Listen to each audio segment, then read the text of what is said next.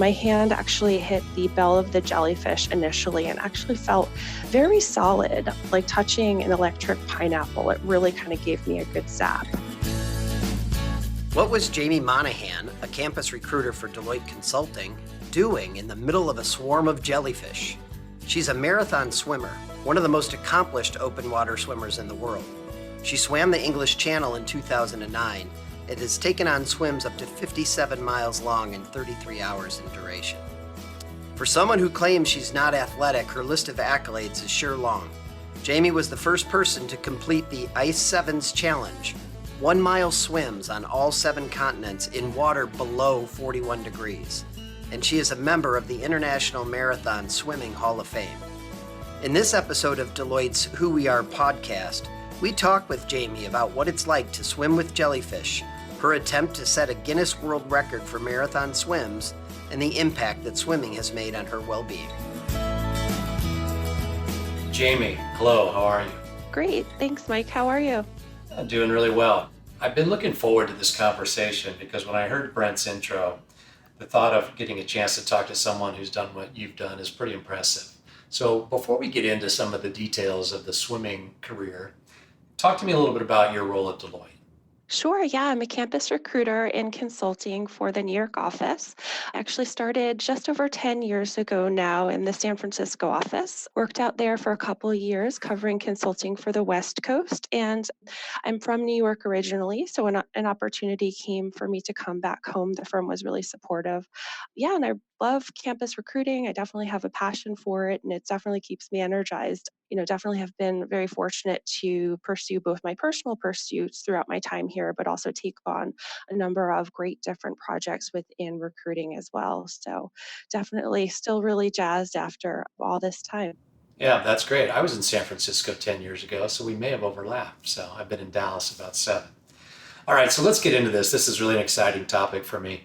So first of all, how did you get into swimming? Has that always been a passion or did you come by it recently? Talk to me a little bit about that. Sure. Yeah, I've been a pool swimmer my entire life. About 10 years ago now, or actually about 15 now, I started to get into open water swimming, first doing triathlons and then doing standalone marathon swims. In 2009, I was lucky enough to swim the English Channel. I did a bunch of Alcatraz swims to, from, and around when I was living out in San Francisco. And that was just kind of ideal training grounds in terms of temperature and conditions for the English Channel. And since then, I've been able to do a lot of the really well-known marathon swims, but also create some of my personal expeditions. And then 5 years ago now, I discovered an entirely new sport to me called ice and winter swimming, where in Scandinavian countries and Russia, they actually have a cultural tradition of creating a pool from a frozen lake and doing health and lifestyle dips in combination with saunas and also hosting athletic swim competitions. So I've been really fortunate to travel around to a lot of the different festivals for ice swimming around the world and really experience the world through both swimming and through travel. So the cold water doesn't bother you? Not at all. It's actually really energizing. There's just something about it that you kind of get in. It's, of course, difficult initially and difficult to get acclimated to it, but there's something just really exhilarating about it. It's kind of a addictive feeling, actually. Sure, I'll bet. How did you get the idea to set a Guinness World Record for marathon swims on 6 continents? That seems pretty ambitious.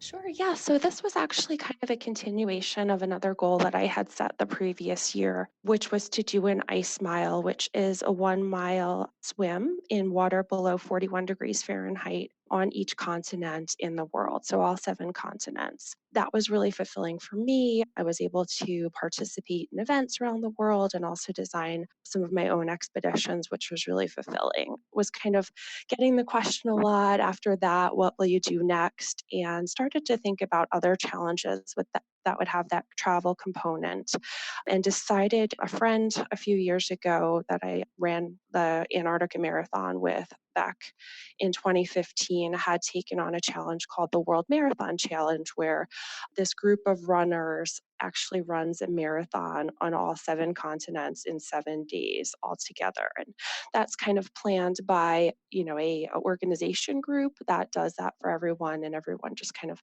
trains and participates. But I thought it would be an interesting challenge and kind of speak to all the things that I enjoy if I was able to design my own similar challenge of doing 6 marathon swims on 6 continents in 16 days. Antarctica, I have done an ice mile there. I've run a marathon running there as well, but it's a little bit, a marathon swim is designed to be at least a 10K, so 6.1 miles or more, which is not really feasible in Antarctic temperatures. But other than that, the parameters were really similar to do a marathon swim of at least a 10K on 6 different continents within this structured 16-day period. So, what was your itinerary? Yeah, so there is the kind of planned itinerary, and then there was the itinerary that we actually enjoyed, kind of accounting for weather. I was supposed to kick off the first swim here in New York City, my hometown, but unfortunately, there were really bad thunderstorms that first day. So I kind of kicked off the challenge by starting off in Cartagena, Colombia, then heading to Sydney, Australia, then on to Singapore, then Egypt, and then Switzerland, and then back to New York City for the North America leg. Wow, impressive. All right, so now the question that got teased out by Brent that everybody's dying to hear about. What's it feel like to grab a handful of jellyfish when you're out in the middle of the ocean? Gotcha. Not one of the best feelings. This one in Egypt, just off the coast of Alexandria, was a little bit different. These were some exotic jellyfish. I was not familiar with this species. I started to see them as I was swimming. Figured it was pretty much inevitable to get hit by one. And of course, it happened. My hand actually hit the bell of the jellyfish initially and actually felt very solid, like touching an electric pineapple. It really kind of gave me a good zap. Then the tentacles hit me in the hand, and it was really just unlike any other stings I had received. It really felt very similar to having your hand slammed in like a car door, that sensation. I had to actually look at my arm because it felt like my skin had come right off. Luckily, it was still there. So I continued swimming, kind of trying to suss out how I was feeling. My hand was actually partially paralyzed for a while. So I was really monitoring myself closely, making sure that I was okay, that the venom wasn't overwhelming me. But kind of throughout, I just kept swimming to, hopefully make it to the end and complete the challenge despite the pain. And Jamie, I read that it took you 3 hours to swim through the jellyfish field or whatever it's referred to as.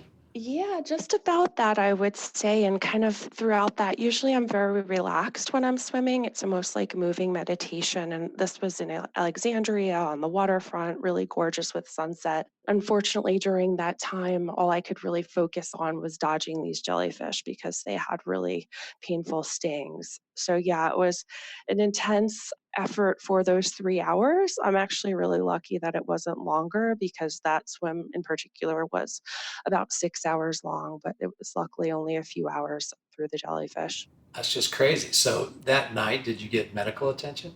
I didn't. I knew I was okay.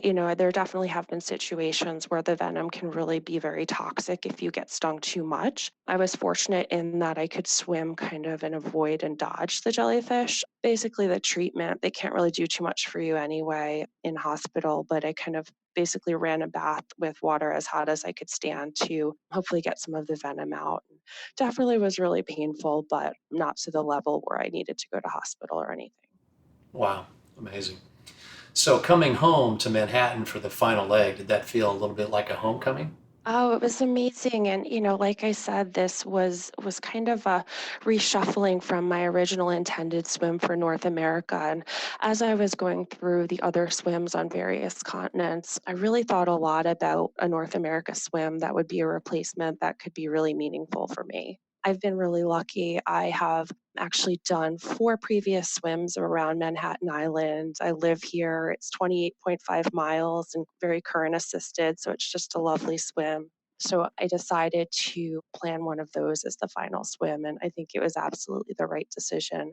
I start at Pier A all the way downtown, kind of come up the east side of the island, looking at the Midtown skyline, going up around the top of Manhattan and the Bronx and Harlem, which are, very almost like a park-like setting in some places, not really looking like New York City from the water at all. then kind of going under the George Washington Bridge into the Hudson, and then heading through Midtown and downtown, just seeing all these amazing landmarks like the Statue of Liberty, the Freedom Tower, passing my own street and knowing I was close to home was just really the perfect way to end the challenge. And, was a very, very special moment.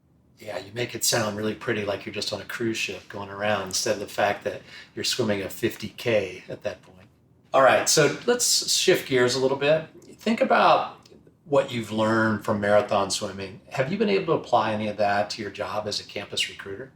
Absolutely. And I think the two things that marathon swimming has really taught me that's very applicable to my role as a campus recruiter is both confidence and endurance. I'm very used to swimming a mile in ice water. I've faced negative 30-degree air temperatures in Siberia and also in the Antarctic. So after doing things like that, it's not so daunting to have those tough conversations with partners or with my school teams. And in terms of endurance, after swimming for 33 hours nonstop without a break multiple times, I feel really well equipped for the long days and nights during our recruiting busy season each year. I'll bet. And we have a big focus on well-being, empowered well-being. How does this impact your well-being, the ability to do both your job and to swim? Yeah, I feel really fortunate just that my schedule and my team permit me not only the weekly training. I usually don't do too much more than 2 hours in the pool during the work week, but just being provided with generous PTO policy, doing longer swims and training swims at the weekends is really huge for me. And just the flexibility that the firm has offered me, definitely really appreciative and something that's kept me here for this long. Yeah, and then in terms of swimming itself, in terms of well-being, it's definitely really calming and almost therapeutic exercise. You can do it your entire life. There's swimmers that are over 100 years old now and still competing in the pool and, enjoying open water swims. So I feel really fortunate to both work for Deloitte that affords me the time to do something that's so important to me and also to be part of a sport that gives me opportunities for travel, fitness, lifestyle. Those are all really huge things for me. Yeah, that's really important, Jaimie, and thank you for saying that, because my belief is that you can have a high performance culture and empowered well-being. Those are not mutually exclusive concepts. So I'm glad to see you live it in your life. So tell me about the next swimming challenge you plan to take on. Oh goodness. So definitely kind of planning the current season right now. I've just gotten back from the World Championships in Murmansk, Russia, above the Arctic Circle. So starting to think about summer swimming opportunities. Next month, I'm actually really excited. I'm going to be giving a TED Talk at Ikeda University in Japan about ice swimming and marathon swimming. So I'm really thrilled about that and just about the opportunity to see this new place. And then just in terms of ideas for this summer, I'd love to do some additional swims here in New York City and in New York State. And then Lake Baikal in Russia is also really calling to me. It's the largest lake in the world and just seems like a really special place where I'd love to be able to swim there this summer. Jaimie, that sounds awesome. So thank you so much for taking the time to visit with me today. Your career at Deloitte and your career in swimming are both phenomenal. We appreciate all you do for Deloitte. Good luck with your future swims. My pleasure. Thank you so much. Bye-bye. Thanks for listening today, and remember to subscribe to the Who We Are podcast. You can find us on Deloitte.com, the Deloitte podcasting app, iTunes, Spotify, and anywhere else you listen to podcasts. And don't forget to send us your thoughts, suggestions, and story ideas for future podcasts by emailing us at ustalent@deloitte.com.